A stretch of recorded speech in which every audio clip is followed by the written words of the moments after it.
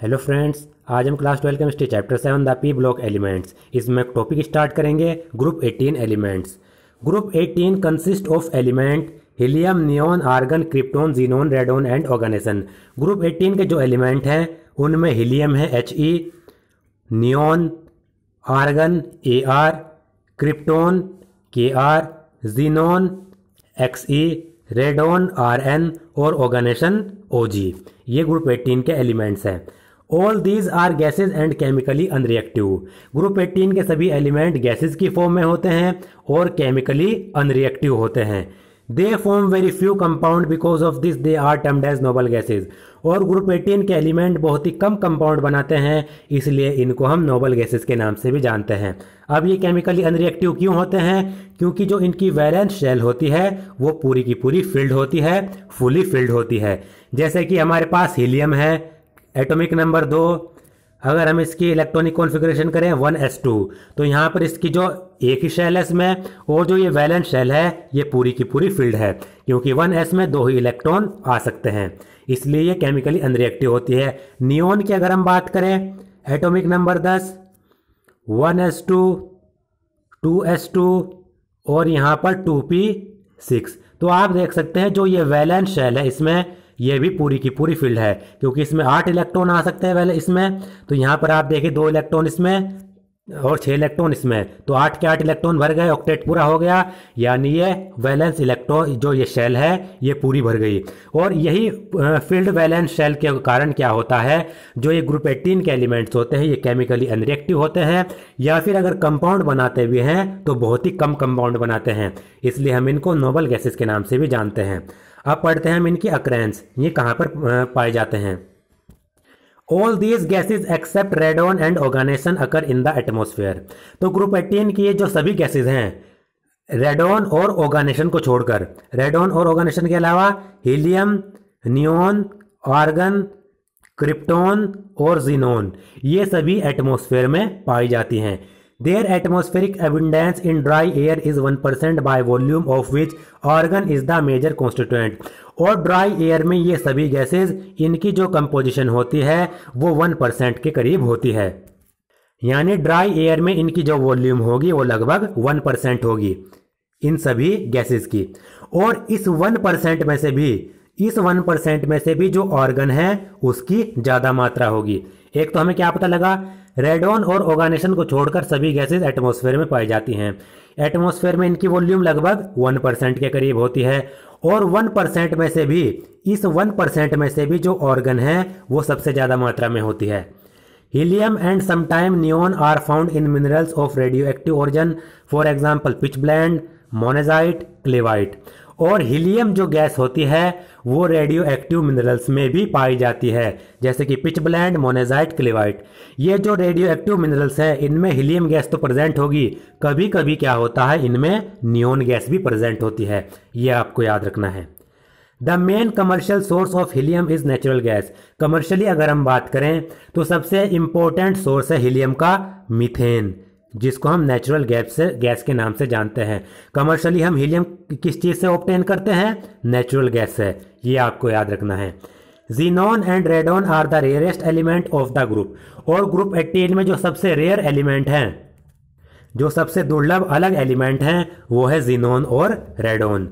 Radon is obtain as a decay product of radium 226। Rare element है और कम मात्रा में प्रेजेंट होते हैं। साथ ही साथ जो रेडोन होता है वो रेडियम 226 जब इसका रेडियो एक्टिव डीके होता है, जब रेडियम 226 जो रेडियो एक्टिव एलिमेंट है जब ये टूटेगा तो इससे हमें रेडोन मिलेगा इसके डीके प्रोडक्ट के रूप में। ये हमने लिया रेडियम 88 इसका क्या हुआ, रेडियो एक्टिवली डीके हुआ, तो इसमें बनता है रेडोन 86 222 और हमें मिलता है हीलियम 24। तो जब ये टूटा तो इससे हमें 2 प्रोडक्ट मिले, उन प्रोडक्ट में एक हमारा क्या था, रेडोन भी था। तो रेडोन हमें किस चीज़ से मिल रहा है? रेडियम 226 के रेडियो एक्टिव डीके से भी मिल रहा है। Oganesson has been synthetically produced by collision of CF98249 atoms and calcium 2048 ions. अब बात करते हैं ऑर्गेनाइजेशन की किस तरीके से बनता है। तो ऑर्गेनाइजेशन को हम सिंथेटिकली प्रोड्यूस करते हैं। इसके लिए हम क्या करते हैं, CF98249 और Ca2048 को कोलाइड कराते हैं, आपस में इनकी टकराव कराते हैं। CF एलिमेंट है यहाँ पर कैलिफोर्नियम। हमें क्या कराना है, कैलिफोर्नियम 98249 और कैल्शियम 2048 आयंस को, इन दोनों का हमें कोलिजन कराना है। इस तरीके से जब हम इनका कोलिजन कराएंगे, जब इनका आपस में टकराव कराएंगे रिएक्शन कराने के लिए, तो हमें मिलेगा ऑर्गेनाइजेशन 118294 प्लस 3N। 3N का मतलब है यहाँ पर 3 न्यूट्रॉन हमें मिलेंगे। तो हमने क्या किया, कैलिफोर्नियम के 98249 के एटम्स लिए। हमें क्या करना है, CF के एटम्स लेने हैं। CF के एटम्स पर कैल्शियम 2048, इसकी हमें क्या करना, इसके हमें लेने हैं आयंस। तो कैल्शियम के हमने आयंस लिए, इसके एटम लिए, इसकी हमने बॉम्बार्डमेंट कराई, इन आयंस की बॉम्बार्डमेंट कराई इन एटम्स पर। जब हमें मिलेगा ऑर्गेनाइजेशन और 3 न्यूट्रॉन मिलेंगे। अब example 7.20, why are the element of group 18 known as noble gases. Group 18 के एलिमेंट को नोबल गैसेज के नाम से क्यों जानते हैं। The element present in group 18 have their valence shell orbital completely filled and therefore react with a few element only under certain condition। जैसा कि मैं आपको बता चुका हूँ, ग्रुप 18 के जो एलिमेंट होते हैं उनकी वैलेंस शेल पूरी की पूरी फिल्ड होती है, कंप्लीटली फिल्ड होती है। इसलिए कंप्लीटली फिल्ड वैलेंस शेल होने के कारण ये बहुत ही कम एलिमेंट के साथ रिएक्ट करते हैं, और वो भी कुछ स्पेसिफिक कंडीशन में। बाकी ये अनरिएक्टिव होते हैं, रिएक्ट करेंगे बहुत ही कम एलिमेंट के साथ और स्पेसिफिक कंडीशन में, इसलिए हम इनको जानते हैं नोबल गैसेस के नाम से। Organization has it symbol OG, atomic number 118। Organization का एटॉमिक सिंबल मैं आपको बता चुका हूँ OG, और इसका एटॉमिक नंबर होता है 118। एटॉमिक मास 294 और इलेक्ट्रॉनिक कॉन्फ़िगरेशन होती है इसकी radon 5F14 6D10 7S2 7P6। तो ऑर्गेनाइजेशन की जो ये इलेक्ट्रॉनिक कॉन्फ़िगरेशन ये पूछी जा सकती है, ये आपको याद रखनी है। यहाँ पर पहले तो होगी रेडॉन की इलेक्ट्रॉनिक कॉन्फ़िगरेशन, उसके आगे ये 5F14 6D10 7S2 7P6। Only very small amount of organization has been produced. और जो ये हम सिंथेटिकली ऑर्गेनाइजेशन बना रहे हैं, ये बहुत ही स्मॉल अमाउंट में बनता है। अब तक ऑर्गेनाइजेशन को बहुत ही स्मॉल अमाउंट में प्रोड्यूस किया गया है। इसकी जो हाफ लाइफ होती है वो 0.7 मिली सेकेंड्स होती है। इंपॉर्टेंट पॉइंट है, हाफ लाइफ क्या है ऑर्गेनाइजेशन की, ऑर्गेनाइजेशन की जो टी हाफ है वो है 0.7 मिली सेकेंड्स। ये इंपॉर्टेंट क्वेश्चन है, पूछा जा सकता है। ऑर्गेनाइजेशन की हाफ लाइफ आपको याद रखनी है, इंपॉर्टेंट पॉइंट इससे निकल सकता है। Therefore mainly prediction about its chemistry have been made. तो आप देख सकते हैं 0 मिली सेकेंड में जो ऑर्गेनाइजेशन है वो अपनी इनिशियल क्वांटिटी से बिल्कुल आधा हो जाता है। तो आप देख सकते हैं कितनी जल्दी ये आधा हो रहा है। तो इसकी केमिस्ट्री के बारे में हमें अभी तक ज़्यादा कुछ नहीं पता, क्योंकि इसकी हाफ लाइफ बहुत ही ज़्यादा कम है। हाफ लाइफ कम होने के कारण इसकी केमिस्ट्री के बारे में सिर्फ प्रिडिक्ट किया जा सकता है, ज़्यादा कुछ इसके बारे में नहीं पता। Here, except for organization, important atomic and physical property for other element of group 18 along with their electronic configuration are given in table 7.2। Table 7.2 में ऑर्गेनाइजेशन को छोड़कर जितने भी नोबल गैसेज हैं उनकी एटॉमिक और फिजिकल प्रॉपर्टी दी गई है। The trends in some of the atomic physical and chemical property of the group are discussed here. तो यहाँ पर आप देख सकते हैं सबसे पहले एटॉमिक नंबर हीलियम का 2, नियोन का 10, ऑर्गन का 18, क्रिप्टॉन का 36, जीनोन का 54, रेडॉन का 86। एटॉमिक मास की बात करें तो एटॉमिक मास यहाँ पर दिए गए हैं। इलेक्ट्रॉनिक कॉन्फ़िगरेशन, हीलियम में 2 ही एटम है, 2 ही इलेक्ट्रॉन है। इलेक्ट्रॉन नहीं, हीलियम का एटॉमिक नंबर 2 है, तो हीलियम का एटॉमिक नंबर 2 है तो इसकी कॉन्फ़िगरेशन होगी 1s2। नियोन का 10 है तो हीलियम की यानी 1s2 2s2 2p6। इस तरीके से इन सब की दी गई है हमारे पास इलेक्ट्रॉनिक कॉन्फ़िगरेशन। एटॉमिक रेडियस की अगर हम बात करें तो एटॉमिक रेडियस इनका यहाँ पर ये दिया गया है 120, फिर 160, 190, 200, 220। एटॉमिक रेडियस आपको पता है डाउन द ग्रुप क्या होता है, इंक्रीज होता है। ये हर ग्रुप में हम पढ़ते आए हैं। डाउन द ग्रुप क्यों इंक्रीज होता है, क्योंकि जैसे जैसे हम ऊपर से नीचे की ओर जाते हैं, ग्रुप में ऊपर से नीचे की ओर जाते हैं तो नंबर ऑफ जो शेल्स हैं वो बढ़ जाती हैं। जैसे हीलियम में एक ही शेल है, ये हीलियम का न्यूक्लियस, ये पहली शेल, और उसके बाद नियोन में कितनी शेल हैं, 2 शेल, तो ये नियोन का न्यूक्लियस, ये 2 शेल, Ne यहाँ पर मैं लिख देता हूँ, यहाँ पर हीलियम लिख देता हूँ। उसके बाद आर्गन में 3 शेल है, तो ये आर्गन 1 शेल, 2 शेल और 3 शेल।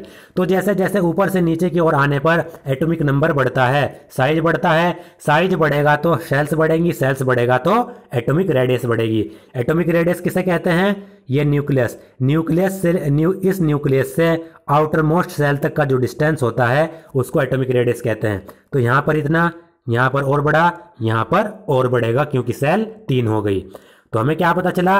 एटॉमिक रेडियस ऊपर से नीचे की ओर आने पर डाउन द ग्रुप इंक्रीज होगा। आयनाइजेशन एंथैल्पी की अगर हम बात करें, अगला है हमारे पास आयनाइजेशन एंथैल्पी। आयनाइजेशन एंथैल्पी कहते हैं आउटर मोस्ट सेल से इलेक्ट्रॉन को निकालने के लिए जितनी एनर्जी लगती है, जितनी एनर्जी यूज होती है उसको कहेंगे हम आयनाइजेशन एंथैल्पी। जैसे नियोन है, ये एक शेल, ये दूसरी शेल, दूसरी शेल में 8 इलेक्ट्रॉन, दूसरी शेल में कितने इलेक्ट्रॉन है? 8 इलेक्ट्रॉन। तो आउटर मोस्ट शेल से जो एक इलेक्ट्रॉन निकालने के लिए हम एनर्जी यूज करेंगे वो कहलाएगी आयनाइजेशन एंथैल्पी। ये एक इलेक्ट्रॉन निकाला तो फर्स्ट आयनाइजेशन एंथैल्पी ये निकल गया, दूसरा निकालेंगे तो सेकंड आयनाइजेशन एंथैल्पी, इस तरीके से होती है। तो आयनाइजेशन एंथैल्पी हीलियम की सबसे ज़्यादा होती है। फिर हीलियम को छोड़ दें अगर हम, हीलियम की तो सबसे ज़्यादा होगी, हीलियम को अगर छोड़ दें तो बाकी जो एटम हैं उनकी जो आयनाइजेशन एंथैल्पी है वो डाउन द ग्रुप डिक्रीज होती है। जैसे कि इसकी 2080, ऑर्गन की 1520, इसकी 1351, इसकी इतनी और इसकी इतनी। यानी हमें क्या पता चला? हीलियम की जो आयनाइजेशन एंथैल्पी वो सबसे ज़्यादा है और डाउन द ग्रुप क्या हो रहा है? हीलियम को भी अगर हम इंक्लूड करें तो ionization enthalpy down the group decrease हो रही है। सबसे ज़्यादा हीलियम की आयनाइजेशन एंथैल्पी, सबसे कम रेडोन की। अब ऐसा क्यों है? ऐसा इसलिए क्योंकि जो हीलियम है उसमें सिर्फ एक ही शेल है, एक ही शेल है और यहाँ पर ये न्यूक्लियस है। तो जो ये इलेक्ट्रॉन है ये न्यूक्लियस के बहुत पास हैं, जिसके कारण जो न्यूक्लियस है वो इन पर बहुत ज़्यादा फोर्स लगाएगा। तो बहुत ज़्यादा फोर्स लगाने के कारण इस इलेक्ट्रॉन को निकालने के लिए भी एनर्जी ज़्यादा लगेगी। अगर हम बात करें जीनोन की, जीनोन की अगर हम बात करें तो जीनोन से क्या होता है? जो आउटर मोस्ट इलेक्ट्रॉन है वो न्यूक्लियस से बहुत ज़्यादा दूर है। इसके कारण क्या होता है? क्योंकि जीनोन का साइज बड़ा है, इसमें नंबर ऑफ शेल्स भी ज़्यादा हैं, तो आउटर मोस्ट इलेक्ट्रॉन इसके न्यूक्लियस से बहुत ज़्यादा दूर है। तो इसके कारण इस इलेक्ट्रॉन पर न्यूक्लियस की इतनी ज़्यादा फोर्स नहीं लगेगी, फोर्स घट जाएगी। फोर्स घट जाएगी तो इस इलेक्ट्रॉन को निकालने के लिए कम ही एनर्जी लगेगी। तो हीलियम का साइज सबसे कम, सबसे कम है तो आउटर मोस्ट इलेक्ट्रॉन न्यूक्लियस के पास है, न्यूक्लियस उस पर बहुत ज़्यादा फोर्स लगाएगा, इससे उसको निकालना आसान नहीं होगा, ज़्यादा एनर्जी देनी पड़ेगी। तो ऊपर से नीचे की ओर आने पर साइज बढ़ता है, साइज बढ़ता है तो आपको पता है आयनाइजेशन एंथैल्पी घटती है, क्योंकि आपको पता है जो आयनाइजेशन एंथैल्पी होती है वो इन्वर्सली प्रोपोर्शनल होती है साइज की। तो ये आपको याद रखना है, साइज बढ़ेगा आयनाइजेशन एंथैल्पी घटेगी। बात करते हैं, इसको हम बाद में पढ़ेंगे, बात करते हैं डेंसिटी की। आपको पता है ऊपर से नीचे की ओर आने पर साइज बढ़ता है यानी एटॉमिक मास बढ़ता है। एटॉमिक मास बढ़ेगा तो डेंसिटी बढ़ेगी, क्योंकि density mass upon volume, atomic mass बढ़ेगा तो डेंसिटी बढ़ेगी, डायरेक्टली प्रोपोर्शनल होती है मास के। तो ऊपर से नीचे की ओर आने पर मास बढ़ रहा है तो डेंसिटी भी बढ़ेगी। इसकी सबसे कम डेंसिटी हीलियम की, फिर नियोन की इससे थोड़ी ज़्यादा, फिर आर्गन की ज़्यादा। आर्गन की ज़्यादा क्यों है? क्योंकि यहाँ पर 10⁻⁻⁴ है, यहाँ पर 10⁻⁻3, तो ये ज़्यादा है। उसके बाद इन सभी की -3 में है, तो ये देखिए डेंसिटी बढ़ी 3.7 × 10⁻⁻3, ये डेंसिटी बढ़ी 5.9 और उसके बाद डेंसिटी बढ़ी 9.7। तो डेंसिटी ऊपर से नीचे की ओर आने पर बढ़ रही है। बात करें मेल्टिंग पॉइंट और बॉइलिंग पॉइंट की, तो हीलियम का मेल्टिंग पॉइंट नहीं है क्योंकि इसका साइज बहुत ही कम होता है, गैस के रूप में ये होती है। बाकी सभी का मेल्टिंग पॉइंट है, और जो मेल्टिंग पॉइंट होता है वो ऊपर से नीचे की ओर आने पर इंक्रीज होता है। लेकिन आप देख सकते हैं इनका जो मेल्टिंग पॉइंट और बॉइलिंग पॉइंट है वो बहुत ही कम है। ऐसा इसलिए होता है क्योंकि जो ये हीलियम, जो ये नोबल गैसेज होती हैं, इनमें सिर्फ एक ही इंटर एटॉमिक इंट्रैक्शन होता है, वीक डिस्पर्जन फोर्सेज, इनमें और कुछ नहीं होता। जो ये नोबल गैसेज हैं इनमें सिर्फ एक ही प्रकार का इंटर एटॉमिक इंट्रैक्शन होगा, वो होगा वीक डिस्पर्जन फोर्सेस। तो वीक डिस्पर्जन फोर्सेस के होने के कारण, एक ही प्रकार के इंटर एटॉमिक इंट्रैक्शन होने के कारण इनका जो मेल्टिंग और बॉइलिंग पॉइंट है वो बहुत ही ज़्यादा लो होता है। आप देख सकते हैं 24.76 केल्विन, कितना ज़्यादा कम है। इसको अगर डिग्री सेल्सियस में करेंगे तो माइनस में आएगा। आप देख सकते हैं कितना आएगा अगर इसको करें, लगभग माइनस के 248.4 के करीब आएगा, इतना डिग्री सेल्सियस। तो आप देख सकते हैं माइनस में है इनका मेल्टिंग और बॉइलिंग पॉइंट। वो क्यों है? क्योंकि इनमें इंटर एटॉमिक जो इंटरेक्शन है वो सिर्फ क्या है, वीक डिस्पर्जन फोर्सेज, उसके कारण इनका मेल्टिंग और बॉइलिंग पॉइंट बहुत ज़्यादा लो होता है। बात करें मेल्टिंग और बॉइलिंग पॉइंट में, तो मेल्टिंग और boiling point down the group क्या होते हैं, इंक्रीज होते हैं। ये आपको याद रखना है। मेल्टिंग पॉइंट इसका नहीं, इसका इतना, फिर बढ़ा, फिर बढ़ा, फिर बढ़ा और फिर बढ़ा। बॉइलिंग पॉइंट की बात करें, हीलियम का जो बॉइलिंग पॉइंट होता है वो 4.2 केल्विन। हीलियम का बॉइलिंग पॉइंट सबसे कम होता है पीरियोडिक टेबल में जितने भी एलिमेंट हैं। उसके बाद जैसे जैसे साइज बढ़ रहा है, मास बढ़ रहा है, तो बॉइलिंग पॉइंट भी बढ़ता चला जा रहा है। तो ये आपको याद रखना है। एटमॉस्फेरिक कंटेंट की अगर हम बात करें, तो एटमॉस्फेयर में जो हीलियम है वो 5.24 इंटू 10⁻⁴ की परसेंटेज में पाई जाती है। नियोन गैस का नहीं दिया गया। ऑर्गन इतनी परसेंटेज मात्रा में, क्रिप्टॉन 0.934% मात्रा में, जीनोन इतनी परसेंट मात्रा में और रेडॉन इतनी परसेंट मात्रा में। तो ये इनके एटमॉस्फेयर में मात्रा दी गई है, कंटेंट दी गई है। अगली है इसमें electron gain enthalpy. Electron gain enthalpy कहते हैं जब भी कोई एलिमेंट इलेक्ट्रॉन को गेन करता है और एनायन बनाता है, तो इलेक्ट्रॉन को गेन करने के लिए जितनी एनर्जी यूज होती है वो कहलाती है इलेक्ट्रॉन गेन एंथैल्पी। जैसे ई हमारा कोई एलिमेंट है, जब ये इलेक्ट्रॉन गेन करेगा तो एनायन में कन्वर्ट हो जाएगा। तो इस इलेक्ट्रॉन को गेन करने में जितनी एनर्जी यूज हो रही है वो कहलाएगी इलेक्ट्रॉन गेन एंथैल्पी।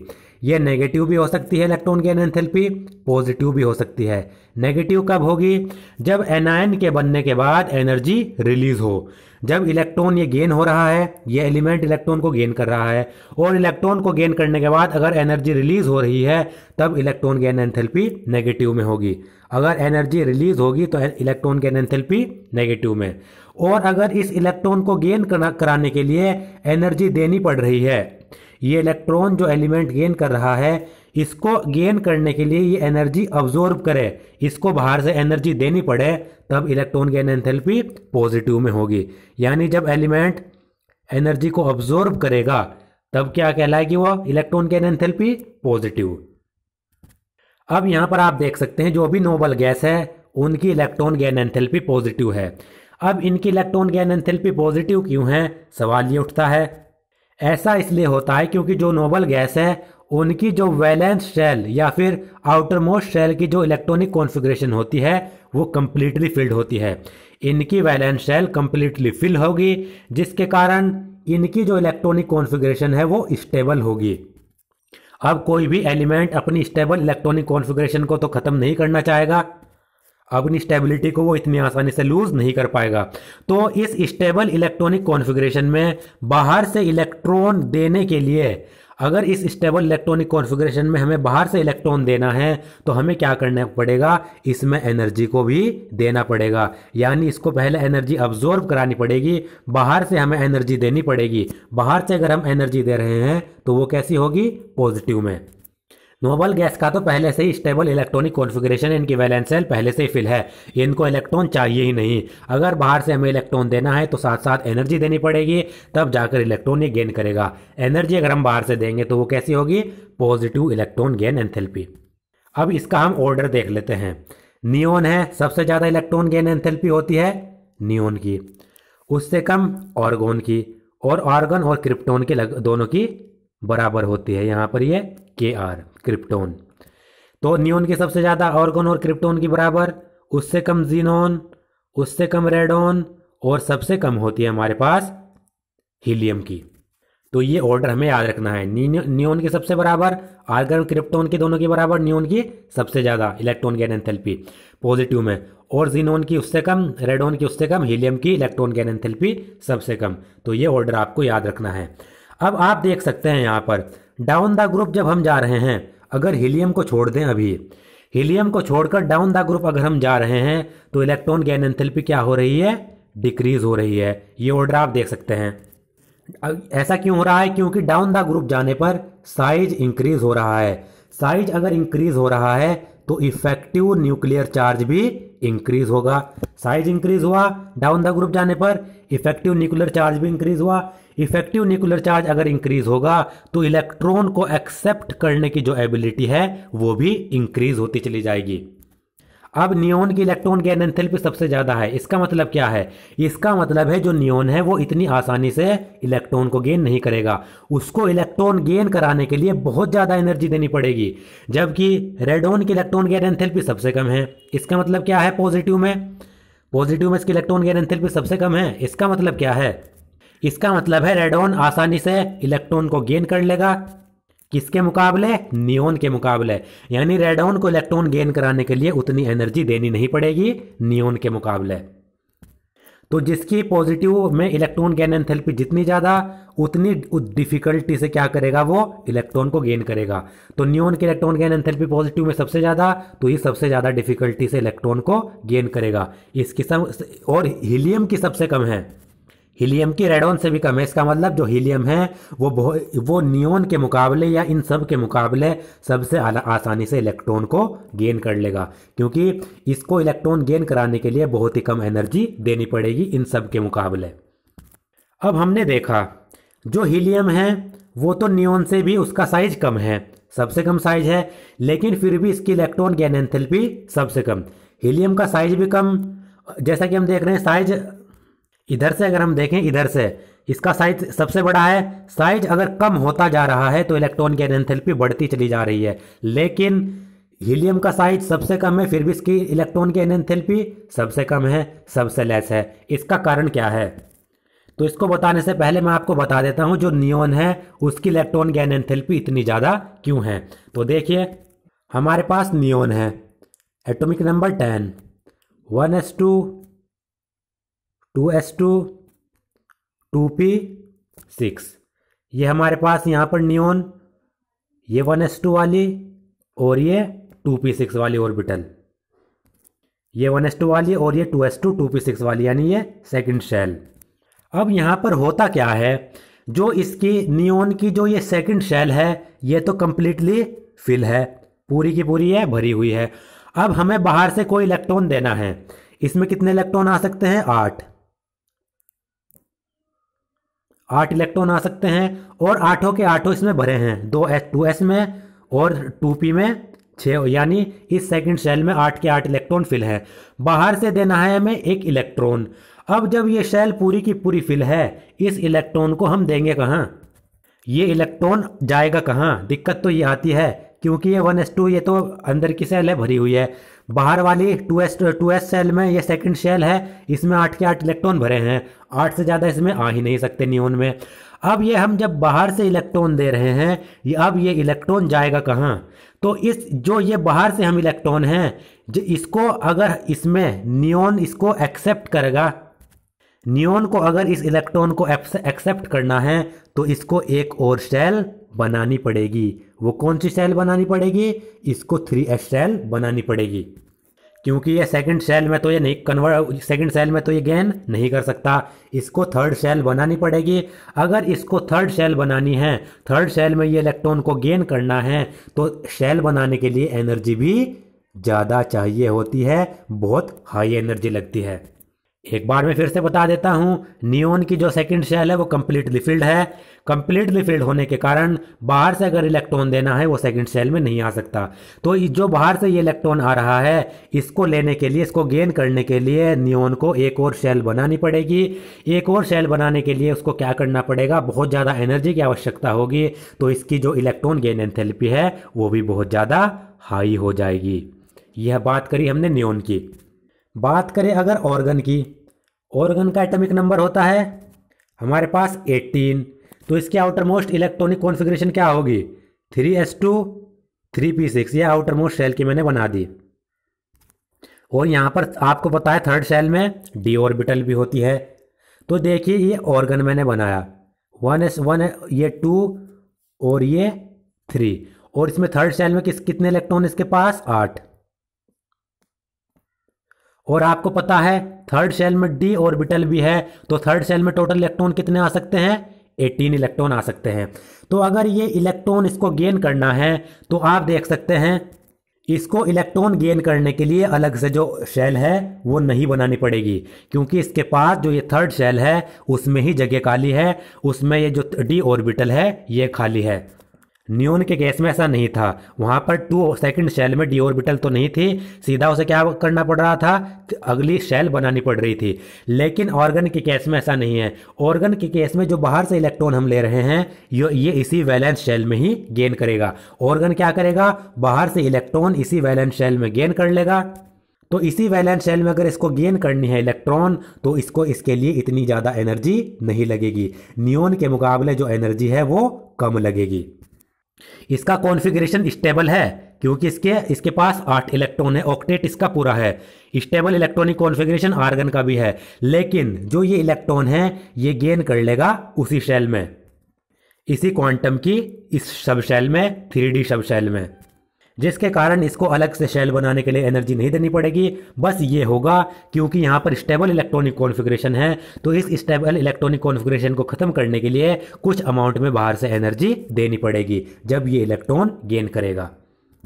तो इसके कारण क्या हो जाता है, जो ऑर्गन की यहाँ पर इलेक्ट्रॉन गेन एंथैल्पी है वो नियोन से कम हो जाती है, क्योंकि सेम शेल में क्या हो रहा है, वो इलेक्ट्रॉन को गेन कर रहा है। तो वो नियोन के मुकाबले क्या करेगा, नियोन के मुकाबले ऑर्गन आसानी से इलेक्ट्रॉन को गेन कर देगा। साथ ही साथ इसमें दूसरा फैक्टर ये भी है कि जो ऑर्गन का साइज है वो नियोन से बड़ा है। ऑर्गन का साइज नियोन से बड़ा है। ऑर्गन का साइज अगर बड़ा है तो इसका जो इफेक्टिव न्यूक्लियर चार्ज होगा, ऑर्गन का जो इफेक्टिव न्यूक्लियर चार्ज होगा वो भी बढ़ जाएगा। इफेक्टिव न्यूक्लियर चार्ज बढ़ जाएगा तो इसके इलेक्ट्रॉन के गेन करने की टेंडेंसी भी बढ़ जाएगी। इलेक्ट्रॉन के गेन करने की टेंडेंसी बढ़ेगी तो इलेक्ट्रॉन को गेन कराने के लिए एनर्जी नियोन के मुकाबले कम देनी पड़ेगी। इसी तरीके से अगर हम बात करें जीनोन की, तो जीनोन का साइज और बढ़ जाता है। जीनोन का साइज बढ़ेगा तो इसका इफेक्टिव न्यूक्लियर चार्ज भी बढ़ेगा। इफेक्टिव न्यूक्लियर चार्ज बढ़ेगा तो जीनोन के इलेक्ट्रॉन को गेन करने की टेंडेंसी और ज़्यादा इंक्रीज हो जाएगी। किससे, हीलियम, नियोन, आर्गन, हीलियम नहीं, नियोन, आर्गन और क्रिप्टॉन के मुकाबले जीनोन की इलेक्ट्रॉन गेन करने की टेंडेंसी ज़्यादा हो जाएगी। इसके कारण इसकी जो इलेक्ट्रॉन गेन एंथैल्पी है वो नियोन, आर्गन और क्रिप्टॉन से लेस होगी, कम होगी। ये तो हमने पढ़ लिया। अब बात करते हैं हीलियम की। हीलियम का साइज भी कम है लेकिन फिर भी इसकी इलेक्ट्रॉन गेन एंथैल्पी सबसे कम। ऐसा क्यों? ऐसा इसलिए क्योंकि हीलियम का एटॉमिक नंबर होता है 2 और इसमें सिर्फ एक ही शेल होती है 1s2। ये अगर मैं यहाँ पर बनाऊँ हीलियम तो इसमें एक ही शेल होगी 1s2 जिसमें 2 इलेक्ट्रॉन होंगे, इसमें सिर्फ 1 शेल होगी। और आपको पता है जो ये 1s शेल होती है इसकी एनर्जी सबसे कम होती है। ये जो 1s शेल होगी ये सबसे लोअर एनर्जी की शेल होती है। लोअर एनर्जी की शेल होने के कारण इसकी इलेक्ट्रॉन गेन करने की टेंडेंसी बहुत ज़्यादा हाई होती है। एक बार फिर से बता देता हूँ, हीलियम का एटॉमिक नंबर 2, इसमें सिर्फ एक ही शेल है 1s2 और जो ये 1s शेल है इसकी एनर्जी सबसे ज़्यादा लोअर होती है। इसकी एनर्जी लोअर होने के कारण इसकी इलेक्ट्रॉन को गेन करने की टेंडेंसी बहुत ज़्यादा होती है। अब बात करते हैं 1s में सिर्फ 2 इलेक्ट्रॉन आ सकते हैं। अब ये हीलियम इलेक्ट्रॉन गेन करेगा कहाँ? हीलियम को इलेक्ट्रॉन गेन करने के लिए 2s शेल बनानी पड़ेगी। तो हीलियम को क्या करेगा, हम हीलियम को 2s ये सेकंड शेल बनाने के लिए हमें बाहर से एनर्जी देनी पड़ेगी। बाहर से हम एनर्जी देंगे तब जाकर ये 2s शेल सब शेल बनाएगा, ये सेकंड शेल बनाएगा, तब जाकर इलेक्ट्रॉन ये गेन कर पाएगा। तो हीलियम के केस में हमें याद रखना है, हीलियम के केस में 1s जो शेल है इसकी सबसे ज़्यादा लोअर एनर्जी होती है। 1s की लोअर एनर्जी होने के कारण हम आसानी से जो सेकंड शेल है उसमें आसानी से इलेक्ट्रॉन को इसमें गेन करा सकते हैं। तो हीलियम की इलेक्ट्रॉन गेन एंथैल्पी सबसे कम क्यों है इन सब में, ग्रुप 18 में? ऐसा इसलिए क्योंकि हीलियम के पास सिर्फ 1s शेल है जिसकी एनर्जी सबसे कम एनर्जी होने के कारण हम आसानी से इलेक्ट्रॉन को सेकंड शेल में रख सकते हैं और लोअर एनर्जी होने के कारण इसको इलेक्ट्रॉन को गेन करने की इसकी टेंडेंसी भी सबसे ज़्यादा होती है। तो ये आपको याद रखना है। और इसमें आपको बस ये ऑर्डर भी याद रखना है, नियोन की इलेक्ट्रॉन गेन एंथैल्पी सबसे ज़्यादा, उससे कम ऑर्गन, फिर ऑर्गन, ये क्रिप्टॉन, ऑर्गन और क्रिप्टॉन की बराबर, फिर जीनोन, फिर रेडॉन और सबसे कम होती है हीलियम की। ये हीलियम की सबसे कम क्यों है ये मैं आपको बता चुका, क्योंकि हीलियम की इलेक्ट्रॉन गेन करने की टेंडेंसी सबसे ज़्यादा होती है।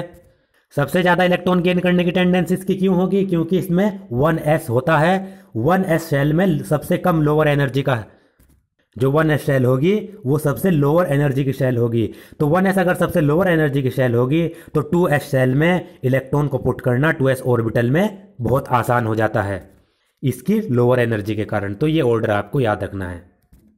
ये इलेक्ट्रॉन गेन एंथैल्पी, तो ये हमने पढ़ ली। सबसे पहले हम पढ़ेंगे प्रॉपर्टी इलेक्ट्रॉनिक कॉन्फ़िगरेशन।